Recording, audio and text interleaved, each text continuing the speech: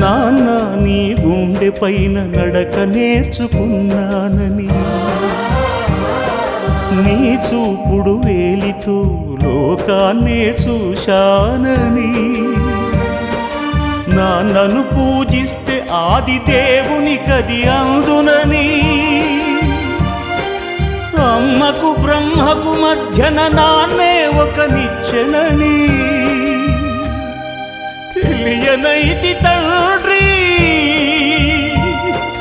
ఎరుగనైతి నాన్న.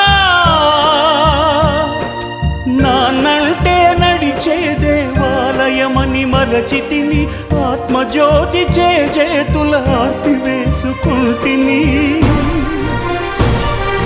మరచిపోయి కూడా నన్ను మన్నించొద్దమ్మా, కలనైనా నన్ను కరుణ